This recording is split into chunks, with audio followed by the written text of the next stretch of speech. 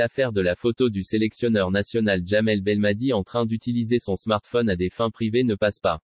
Et Belmadi, appuyé par la FAF, ne compte pas se taire devant ce qu'ils appellent l'affaire d'atteinte à son intimité. En fait, il s'agit de l'affaire qui a eu lieu lors du tirage au sort du championnat d'Afrique des Nations 2023, le 1er octobre à l'Opéra d'Alger. Ce jour-là, le sélectionneur algérien s'était isolé quelque peu pour échanger, dit-on, avec un membre de sa famille, probablement son épouse. C'était censé être une affaire personnelle, mais cela n'a pas empêché un journaliste de voler une photo, qui aurait pu inclure ce qui était affiché sur l'écran du smartphone de Belmadi. C'était en tout cas suffisant pour provoquer la colère de Jamel Belmadi, qui considère ce geste comme une atteinte à sa vie privée. Cette affaire a amené la FAF à publier, le dimanche 9 octobre, un communiqué dans lequel elle dénonce les dépassements recensés lors des conférences de presse de Jamel Belmadi. Des dépassements qui n'ont rien à voir avec le cadre sportif ou purement footballistique. Le seuil de l'outrecuidance a été même dépassé, lorsque le sélectionneur national a été atteint dans son intimité, à travers des captures d'écran, prises à son insu, lors de la cérémonie de tirage au sort du championnat d'Afrique des Nations, qui a eu lieu à l'Opéra Boualem Bessaïd d'Alger, le samedi 1er octobre 2022, s'insurge la FAF dans le même communiqué, estimant que Belmadi, qui a fait preuve de beaucoup de patience, vis-à-vis de quelques représentants de médias, se réserve le droit de donner des suites à ce type d'incident. L'instance présidée par Jaïd Zefizef, conclut en promettant de prendre des mesures pour que ces dépassements ne se reproduisent plus. La FAF précise cependant que ces mesures ne remettront pas en cause le droit des Algériens à l'information, autour des Fennecs. Elle ne précise cependant pas la nature des mesures qui seront prises, notamment pour se convaincre que le droit à l'information ne sera pas galvaudé. Par ailleurs, des mesures seront prises à l'avenir pour que de telles situations déplorables ne se renouvelleront plus, tout en préservant le droit au large public sportif, et aux supporters des Verts, de disposer d'un maximum d'informations sur la sélection nationale, ainsi que de toutes les données relatives à la vie de l'équipe, aux jeux, aux joueurs, aux stages, aux matchs, et de tous les volets liés au seul football, est-il affirmé en conclusion du communiqué. Dans une déclaration rendue publique ce dimanche, le syndicat de l'ASPA El Ouatane revient sur sa revendication de paiement des arriérés de salaire qui s'accumulent depuis 8 mois. Et dénonce le manque de volonté des actionnaires à trouver une solution à cette crise. Le communiqué indique que les employés de l'ASPA El Ouatane entament leur 8e mois sans salaire.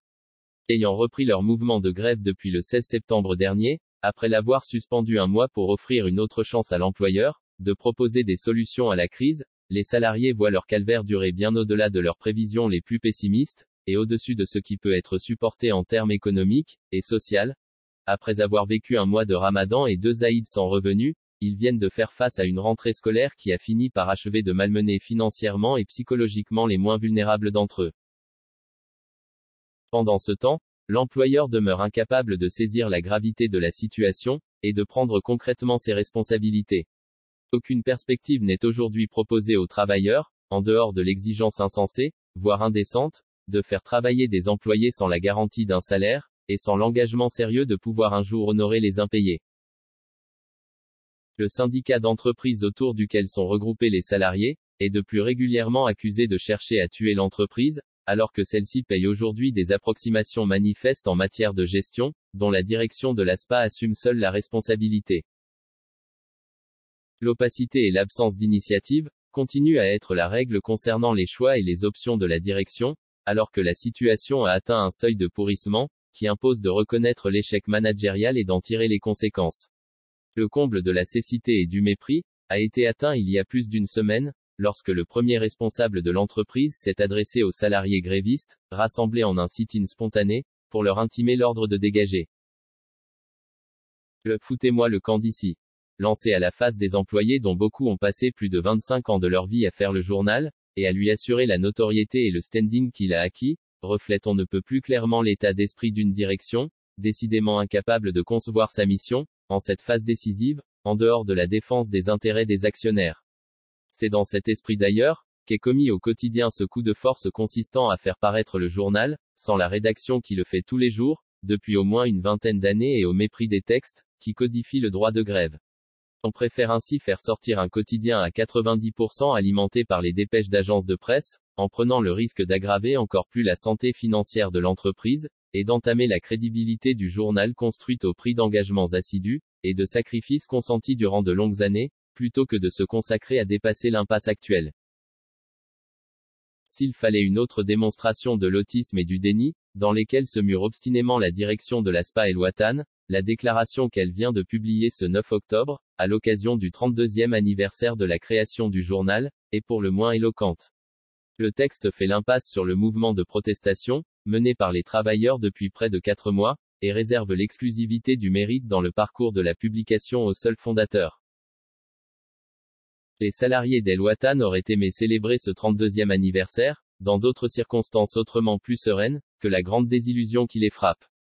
La majorité d'entre eux y ont fait leur carrière, et sont en droit de revendiquer légitimement la part la plus importante, au moins moralement, dans les succès réalisés par le journal, et la place de choix qu'il s'est fait dans le champ médiatique national. Ils se retrouvent aujourd'hui réduits à réclamer, depuis de longs mois, le plus élémentaire et le plus indiscutable des droits, celui de percevoir un salaire, auprès d'un employeur aussi dépassé par les événements, qu'incapable de reconnaître aux salariés et à leurs syndicats le droit à la protestation. En dépit du viol du droit de grève, et des nombreux actes d'intimidation et d'agression commis par l'employeur, les travailleurs de l'ASPA El-Watan poursuivent toujours leur mouvement de grève, et ce, jusqu'au règlement total de tous leurs salaires impayés, depuis mars 2022. Outre le mouvement de grève, les travailleurs, à travers leurs syndicats, ont entrepris plusieurs actions selon ce que prévoit la loi, afin de recouvrer leur droit le plus élémentaire, à savoir le salaire. Le ministre des Affaires étrangères Ramtan Lamamra s'est exprimé dans un entretien au quotidien L'Opinion sur l'avenir de la relation entre l'Algérie et la France, l'accord d'association avec l'UE et la guerre en Ukraine. Le chef de la diplomatie algérienne a expliqué que la visite du président français Emmanuel Macron, fin août en Algérie a permis de faire un diagnostic sans complaisance, de la relation et des difficultés pour se projeter vers une nouvelle vision et ambition. Notre souci est de préserver la relation afin que les sujets irritants ne puissent plus dégénérer en crise, a expliqué Ramtan Lamamra, en soulignant que, les très longs entretiens entre les présidents Tebboune et Macron, inédits par rapport aux visites précédentes, ont permis de dégager une vision commune, d'une relation apaisée, confiante, mutuellement respectueuse et avantageuse. Les deux présidents se sont compris et bien compris, a-t-il dit dans cet entretien publié dimanche 9 octobre. Concrètement, Abdelmadjid Tebboune et Emmanuel Macron ont eu le courage de prendre des décisions, pour mettre cette mémoire confiée à une commission mixte d'historiens, à l'abri des exploitations politiciennes, afin qu'elle serve de référent historique commun, qui ne soit pas susceptible d'être endommagé, a expliqué Ramtan Lamamra. Il a assuré que l'Algérie était prête à concrétiser un partenariat majeur avec la France, dans de nombreux domaines comme la sécurité, l'économie, la culture et les relations humaines. Nous sommes ouverts à toutes les opportunités de partenariat, de l'exploitation des ressources naturelles dans l'optique d'un développement technologique, aux aspects géopolitiques et énergétiques, a indiqué le chef de la diplomatie algérienne. Mieux, l'Algérie veut aller au-delà de la coopération bilatérale avec la France. Nous avons un espace géographique de la Méditerranée en partage, et une coopération qui peut aller bien au-delà, vers l'Europe et vers l'Afrique, nos profondeurs stratégiques respectives, a-t-il proposé.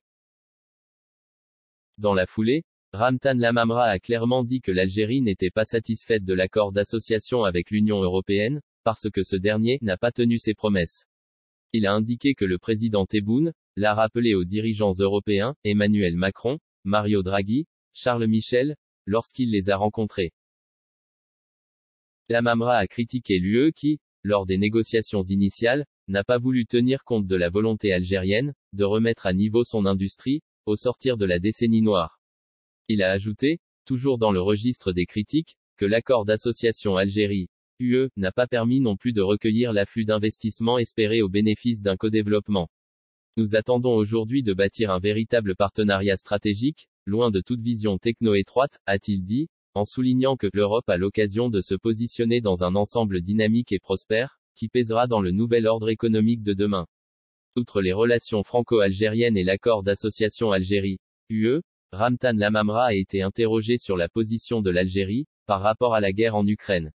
Le chef de la diplomatie algérienne a répondu d'une façon diplomatique, en expliquant que, dans cette période de dérèglement de l'ordre mondial, et d'hypothèque sur la paix et la sécurité, le monde a besoin des valeurs et pratiques de pays non alignés comme l'Algérie. tout en rappelant que l'adhésion de l'Algérie aux principes intangibles du droit international contemporain, et à la Charte des Nations Unies, il a estimé que le rapport de force ne peut engendrer qu'une solution injuste, non équilibrée et non durable. Sans prendre position pour un camp ou un autre, Ramtan Lamamra plaide pour la relance des négociations, et la résistance à l'option militaire, c'est la seule voie susceptible de prémunir la communauté internationale de conséquences dommageables pour tous, a-t-il dit.